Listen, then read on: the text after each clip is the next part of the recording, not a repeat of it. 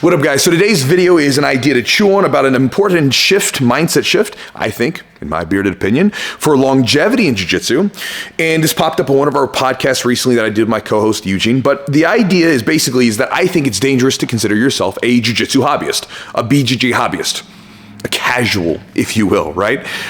Here's why I say that, and why I think that I don't care if you train 1 day a week, you live on the mats and you're a full-time competitor, I don't care. If you train Jiu-Jitsu and you're engaged in rolling on some regularity, why I think you should view yourself as an athlete. So when you think of the way that we view an athlete's body, we view that body as important, as something to protect and to look after and to care for, right? Because that athlete needs their body, don't they?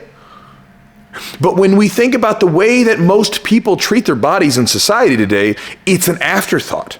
They will do everything and be more detailed about everything in their life but this thing, even though this is the most important thing that they have.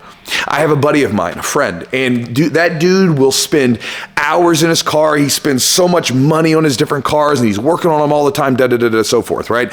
Only gives them the best fuel because they've all got these big engines and they have to have the best fuel, that sort of thing. But then when it comes to him eating, he doesn't have time for meal prep. He's told me that it's just expensive to eat healthy, right? I'm like, dude, you're spending thousands of dollars on these things. You can't just give yourself like some baked potatoes and some meat. Like, what are you talking about? But he eats fast food all the time and he doesn't have the best health, right? And he's not getting any younger. And so again, this is the way that I see that a lot of times when people come into Jiu-Jitsu, they come from non-athletic backgrounds. They're not used to looking after this thing as much. Not everybody, but many people, right? Jiu-Jitsu sort of represents this way to get into fitness without having to go through maybe the monotony of going into the gym by yourself and just moving weight or getting on to cardio or whatever.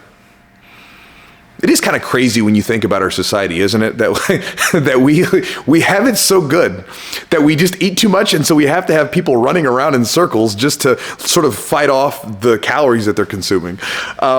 Side tangent. But the idea that I want you to think about is that everybody that comes into this sport and they engage in rolling, if you are doing that, my friend, you are an athlete and you have to care for yourself like an athlete. Sure, in the beginning, maybe this is all new to you, but you should be working towards that. And again, I'm not saying that you got to live like a full-time competitor. I'm not saying that. You might train 1 day a week, but what I am saying is maybe we should be more detailed about our diet. We should be eating. And again, none of this stuff is going to be bad for you, right? Like what bad thing would come from you being more detailed on your diet and eating a better diet? What bad thing would come from getting more sleep and laying off the booze, maybe stretching and doing a little strength training, working on managing your stress throughout the week? What bad stuff would come from any of that? And this is why I think Jiu-Jitsu is so cool, is because it gives people some feedback on how this thing's actually working.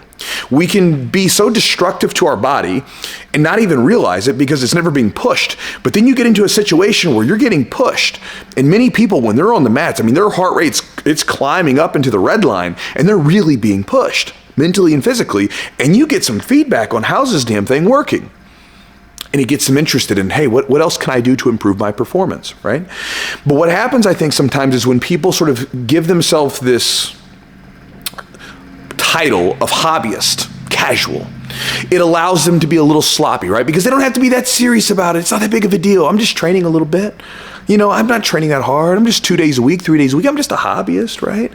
And the reason why I say this is important for longevity is that I think all of us in Jiu-Jitsu, right? If we get into this thing and we really like it, we want to do it as long as we can. Sure, we might have to train a little bit less. We might have to take more rest days down the road, might have to roll less intense, might have to take rest rounds periodically. Whatever we got to do, we're going to have to deal with this stuff. But when it comes to longevity, the way that you live your life outside of the gym is really, really important. How you take care of this body, the diet you're living, the amount of crap you're putting into your system, the amount of sleep you get so you can recover, the stretching and strength training that you're doing, right, to help support your body to fight off injuries and all this stuff. It's really important. And so what I would say to you is, if you are a Jiu-Jitsu hobbyist or a Jiu-Jitsu competitor, whatever, if you compete, if you don't compete, whatever, consider yourself an athlete. Because sure, you may not think of yourself as an athlete in the term of that you're doing this stuff professionally, but from the standpoint of when you roll on these mats, when you're coming in and you're training and you're in these crazy scrambles and your heart rate's climbing up to its red line, that, my friend, is athletic stuff. bouncing around all over the place, cutting these angles and everything else. That is not an unathletic activity. It's an athletic activity. And so you should begin to treat yourself like an athlete. And when you go to make decisions about how you're going to live your life and what sort of foods you're going to consume, what kind of activities you're going to get into, should you do this? Would this be the way that I would want an athlete, if you were considering yourself an athlete, to take care of themselves, right? So it's just a mental shift. I'm just thinking about this because I see this term hobbyist around, and a lot of times when I get messages from you guys, it'll be just a hobbyist. I'm just a hobbyist. I think it's a dangerous thing because I think it allows you to be kind of like half in, half out.